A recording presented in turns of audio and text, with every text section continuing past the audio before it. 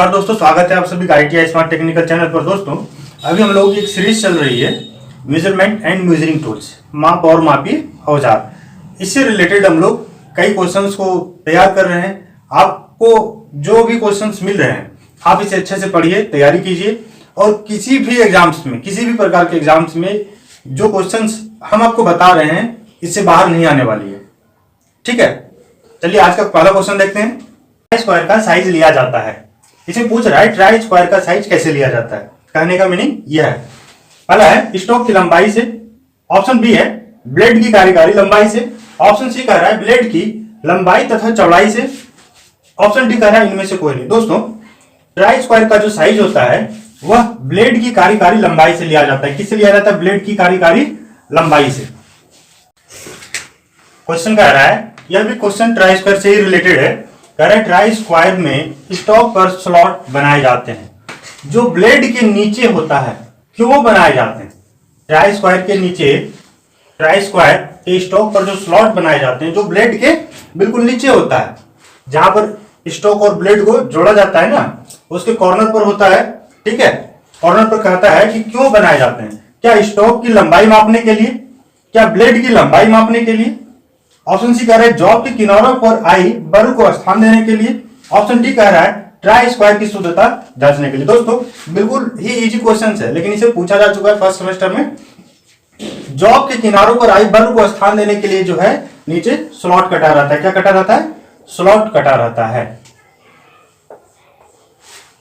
Question बोल रहा है स्ट्रेट एज का प्रयोग किया जाता है। स्ट्रेट एज का प्रयोग किया जाता है जॉब की सीधी किनारों का कोण जांचने के लिए, ऑप्शन बी कह रहा है जॉब की लंबाई मापने के लिए, ऑप्शन सी कह रहा है जॉब की सतह की समतलता मापने के लिए और ऑप्शन डी कह रहा है टेपर कोण को मापने के लिए। दोस्तों यह कह रहा है स्ट्रेट एज। स्ट्रेट का मतलब क्या होता है? सीधा। स्ट्रेट का मतलब क्या होता है? सीधा। एज मतलब क्या है? किनारा। एज मतलब क्या होता है?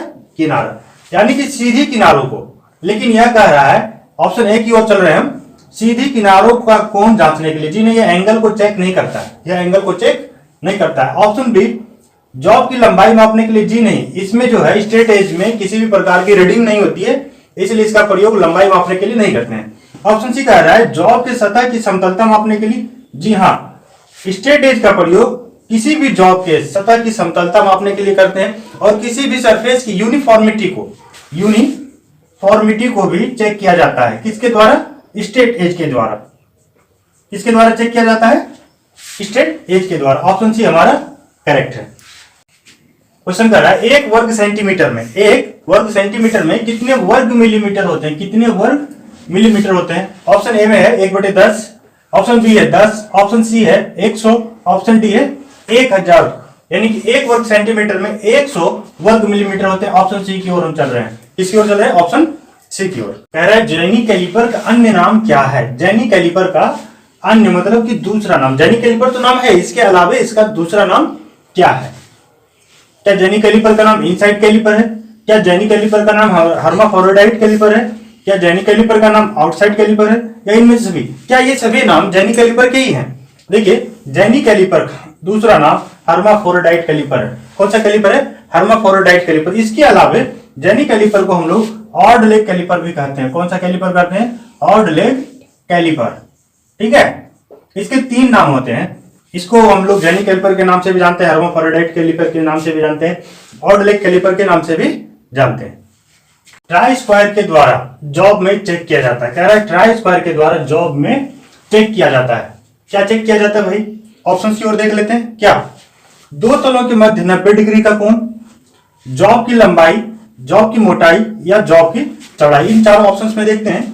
जॉब की चौड़ाई को चेक नहीं करता है, जॉब की मोटाई को चेक नहीं करता है और न जॉब की लंबाई को चेक करता है। ट्राई स्क्वायर के द्वारा दो तलों के मध्य 90 डिग्री का कोण चेक किया जाता है। क्या किया जाता है? दो तलों के मध्य 90 डिग्री का कोण चेक किया जाता है। ओके, कह रहा है क्वेश्चन कैलिपर का साइज लिया जाता है, यानी कि कैलिपर का साइज किस प्रकार से लिया जाता है?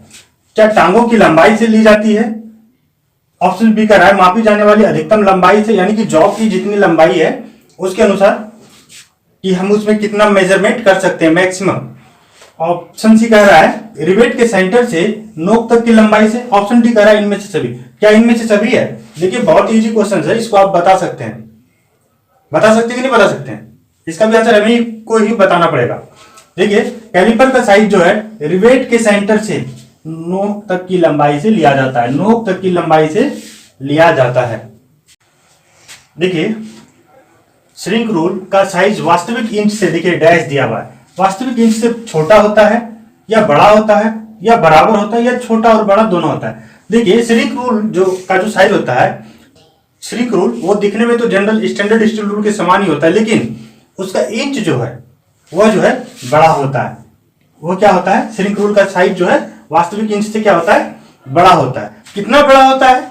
वो होता है 1/10 इंच से 7/16 इंच तक।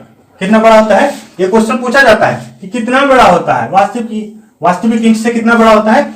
1/10 इंच से 7/16 इंच तक बड़ा होता है। ओके। कैलिपर्स किस धातु के बनाए जाते हैं? कैलिपर्स किस धातु के बनाए जाते हैं? ऑप्शन से, क्या कैलिपर्स माइल्ड स्टील के बनाए जाते हैं, क्या हाई कार्बन स्टील के बनाए जाते हैं, या टूल स्टील के बनाए जाते हैं, या स्टेनलेस स्टील के बनाए जाते हैं? दोस्तों कैलिपर्स को माइल्ड स्टील से बनाया जाता है। किससे बनाया जाता है? माइल्ड स्टील से बनाया जाता है। और इसके गेजिंग पॉइंट को क्या कर दिया जाता है? केस हार्ड कर दिया जाता है। क्या कर दिया जाता है? केस हार्ड कर दिया जाता है। ठीक है। ज्वाइंट के आधार पर कैलिपर कितने प्रकार के होते हैं? कैलिपर कितने प्रकार के होते हैं? देखते हैं ऑप्शंस को। ऑप्शन से कह रहा है 1 प्रकार के, ऑप्शन बी कह रहा है 4 प्रकार के, ऑप्शन सी कह रहा है 3 प्रकार के, ऑप्शन डी कह रहा है 2 प्रकार के। देखिए ज्वाइंट के आधार पर कैलिपर 2 ही प्रकार के होते हैं। कितने प्रकार के होते हैं? 2 ही प्रकार के। कौन कौन होते हैं? मालूम है? नहीं। पहला होता है स्प्रिंग ज्वाइंट कैलिपर। कौन सा होता है? Spring joint calliper. दूसरा होता है फर्म ज्वाइंट कैलिपर। कौन सा कैलिपर है? Firm joint calliper. देखिए यही दोनों कैलिपर होता है, स्प्रिंग ज्वाइंट कैलिपर और फर्म ज्वाइंट कैलिपर। इस प्रकार से ऑप्शन डी हमारा क्या है? करेक्ट है।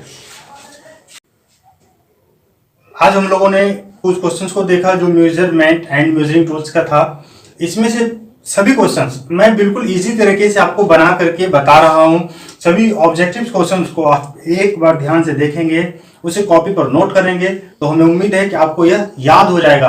बिल्कुल इसी तरीके से मैं आपको बता रहा हूं। यदि इसमें आपको किसी भी प्रकार की दिक्कत होती है तो आप हमें कमेंट बॉक्स में कमेंट करके बताएं। साथ ही साथ मैं आपसे एक रिक्वेस्ट करूंगा कि ITI स्मार्ट टेक्निकल के द्वारा जो ऑनलाइन लाइव टेस्ट कराई जाती है उसमें जरूर आप भाग लें। देखिए क्या होता है कि लगातार आप प्रैक्टिस कीजिएगा ना, बिना प्रैक्टिस के कुछ नहीं होता है।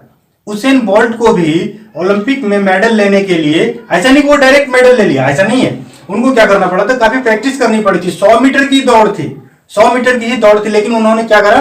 काफी प्रैक्टिस करी, कई सालों से प्रैक्टिस करी, तब जाकर के आज उनका नाम हुआ है। तो बिना प्रैक्टिस के कुछ नहीं होना है। आपने भी लगातार प्रैक्टिस करनी है।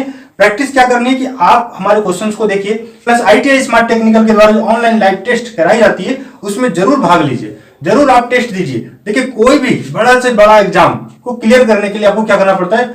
डेली प्रैक्टिस सेट तैयार करना पड़ता है, डेली प्रैक्टिस क्विज करनी पड़ती है, और ये सुविधा आपको ITI स्मार्ट टेक्निकल प्रोवाइड करा रहा है। ओके, तो आप हमारे साथ जुड़िए और साथ ही साथ अपने दोस्तों को भी जोड़िए।